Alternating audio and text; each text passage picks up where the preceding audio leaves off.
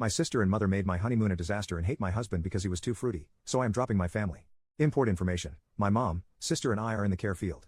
My mom has been a retired care worker for over 25 years, my sister has been in the field for 2 years, and I've been in the field for 11 years. My husband and I were married in 2024 in our 11th year. My mom has been discussing having her immediate family on one big family cruise in her retirement year. This year, she retired. She informed my husband and me that she would pay for our portion and a balcony suite as a honeymoon present. She told us that though this is a family cruise, we should treat it like a honeymoon and relax, enjoy it, and not stress. Also, to have lots of time to ourselves. We were both worried as it was a lot of money. Plus, mixing a honeymoon with a family cruise seemed daunting. We weren't sure how to juggle everything. But my mom told us not to worry. We convinced her to allow us to pay for any extra expenses, like drinks items bought on and off the cruise. She agreed. We both thanked her profusely and showed how grateful we were throughout the trip.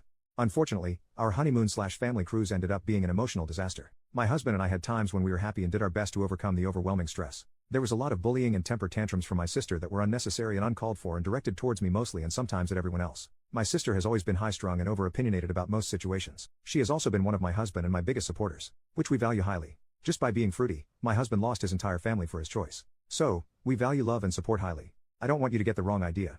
We love my sister. But her treatment of us was not okay. Before the cruise, my siblings, husband, and Tim met up.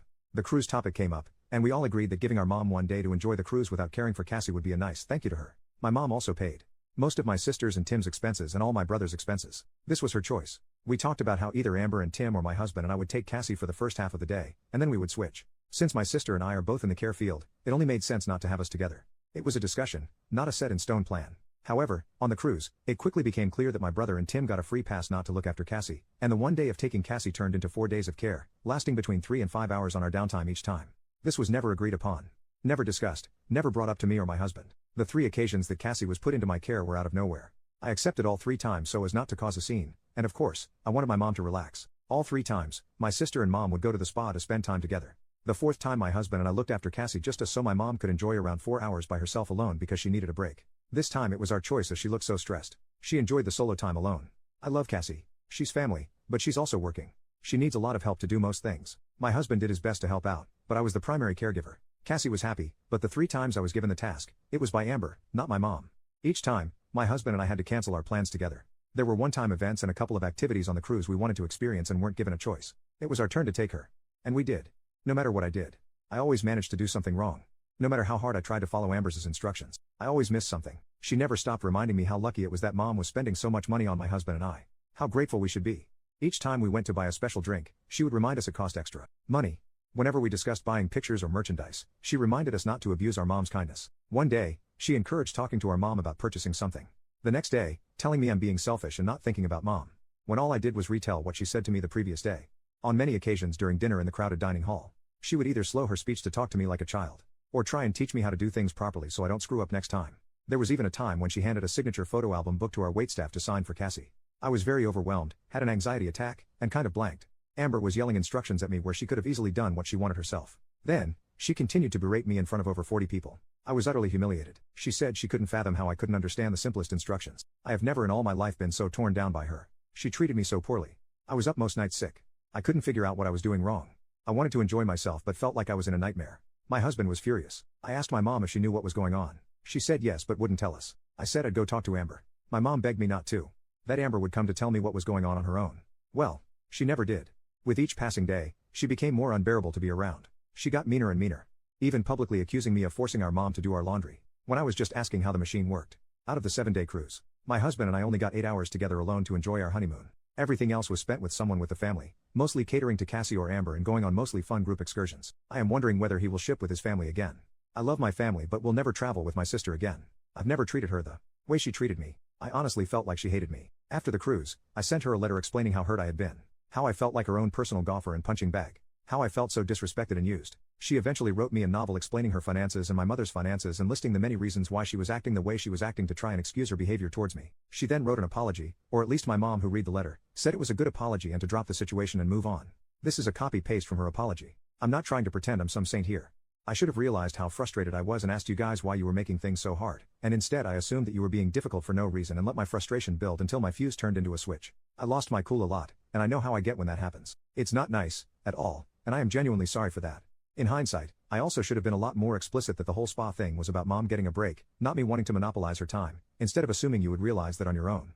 And I could have made up a little calendar or something so we could all get on the same page about when it would happen, assuming you were willing, rather than hoping you'd be able to figure it out without me having to pester you every day. If nothing else, that would have given the two of you a chance to let me know that this never was a family cruise to you and that there was no way you were going to give up an hour of your honeymoon every day, even as a thank you to Mom for paying for the whole thing. And then I could have figured out a plan B that wouldn't have required a single thing from either of you. Again, I love my sister and my family. But the reactions have been terrible. My mom has decided with my sister to go on the radio silent to my husband. They used to talk every day, saying I crushed Amber by calling her out. If I intended to hurt Amber, I succeeded.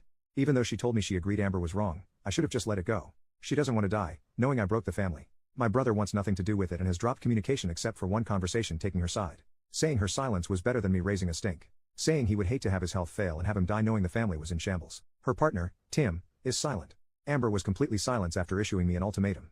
Unless I can prove to her that I'm not a selfish, ungrateful, gaslighting liar, then she's done with our relationship. Preferred outcome, to have my family back. Realistic outcome, maybe I can get them to agree to family counseling to repair what little is left of our relationship. But in all honesty, it looks pretty grim.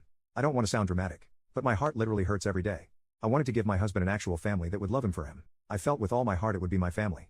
But they all proved that's not going to happen. Dropping it and forgiving her mistreatment would only result in me resenting my family. I don't want to lose them, but feel so abused by them. I'm lost. I don't know what to do. More info. So Cassie is not related to my family. She came into my mother's care while I still lived with my parents 11 years ago. She was experiencing daily seizures at that time. So, I could only have her initially because she and I were caseworkers. I would look after Cassie at night when she had nighttime seizures and mom Cassie in the morning. Amber has not lived with the family since she was 18, so she never had to deal with the level of care Cassie needed to the amount we both have. She was a regular drop-in and spent time with family members but always had to return home. Cassie has never been in Amber care solo for a long time, normally, for little outings and such. If she visits my mom, she will stay at the house with Cassie while my mom runs errands or distract Cassie if my mom is feeling overwhelmed. Nowadays, this is what the family does while visiting mom. But it's not an Amber only thing. She's not the only one who helps out with Cassie when around her. We all do our best to lighten the load for mom. She's getting older and has expressed how tired she is and doesn't know how much longer she can care for Cassie. I went back to my sister's letter and found this and I think she's pissed that we got a balcony suite. If I'd known that you'd be so resentful about helping mom with some of the Cassie-related emergencies that came up during the cruise. If I'd known, you would consider the request to give up an hour a day to be abusive. If I'd known that you were viewing the trip not as the family vacation that mom had planned and paid for but only as the honeymoon that your family kept imposing themselves on, then I would have insisted that mom put Tim and me in the connecting room and get you a room somewhere else on the ship where you could pretend the rest of us didn't exist until there was something fun you wanted to do with us. I wouldn't have bothered getting an expensive spa pass and would have asked brother to drag mom up alone and make sure she didn't come out for at least an hour while I entertained Cassie. Big update, when I wrote my first post, I was not in a place where I could remove myself fully from my mom. The reason is this. Right off the cruise. After I sent my sister Amber the letter explaining how she hurt me on my honeymoon, my mom was working on my husband and me to let a family friend do our taxes. We have been going to a company for years, but she was extremely convincing. Saying her friend had 15 years of accounting experience, her friend also said this. We accepted as she asked us to trust her. And that trust bit us in the ass hard. This was back in August of 2024. Next thing we know, the family friend screwed up on our taxes so bad we are now owing a large sum of money back to the government, double digits. We found this out unexpectedly in December 2024. And our world was immediately flipped upside down. But in a way, I guess it's as bad as our financial situation is. It's come with a lot of clarity. My mom refused to help, not even offering to help us find resources or solutions. She told me that it was our fault for not doing our taxes in the first place. It was hard not to blame her for getting us to trust her friend. My husband and I are adults, and we chose to put our trust in her. We own that choice. Still sucks, though. Nobody is sending happy birthdays on my birthday or happy holidays for Christmas. I had never forgotten this, but this year was missed because of this, on top of everything else. My husband and I decided to have no contact with all family members, Amber, Tim, mom, and brother. As space, we felt was for the best. We didn't know how long, but we knew for our health it was best. Now comes January 2025, when things took an even more bizarre and brutal turn. Suddenly, on our social media accounts a poster left comments exposing our financial situation. It was so accurate that we knew who it came from. The only people who knew were my husband, mom, and her friend who did our taxes. I sent screenshots to my mom, asking if she knew anything about it. She denied having any involvement. We blocked the accounts within an hour. Tim reached out through Facebook. He said that nobody knew he was sending me this message, that he was checking up on me, and that he and the family didn't know how to act based on how my husband and I acted. We immediately looked at the posts and the account we blocked and put two and two together. The account that posted the private financial information was Tim. I again reached out to my mom, but this time by phone. I asked her to tell me the truth about the post. She began to cry and said that she told Amber all our financial information because she just needed to talk to someone about it. I informed her that she had broken both my husband's and my trust by doing so. She blatantly lied to me when I asked the first time. We asked her not to tell anyone and she told my sister, who she knew we were going through problems. We had also discovered that my mom also told her best friend and Amber all of my and my husband's private medical information. Which shortly after, Amber created another account and began to slander us online with this information. We use and do the same thing across all our media sites. This was shocking as my mom never, ever divulged financial or medical information to me about my siblings when I asked in the past. She always said it was not her business and I had to ask them if I was curious. So why was my husband and I not given the same respect? We then dealt with this for over 2 weeks, reporting and blocking accounts. It was so incredibly horrible. Again, I sent screenshots to my mom to show her how the information she gave was now being used against us. Publicly. She proves it was Amber and Tim, yet she stands by them. Over time, through the slander, my mom and brother, we learned that my mom, Amber, Tim, and brother had constantly talked about my husband and me way before the wedding. Amber and my mom especially, and not in a positive way. Through my sister's slander, we also found out the true feelings towards my husband. They hate him, which broke both our hearts. He's too fruity.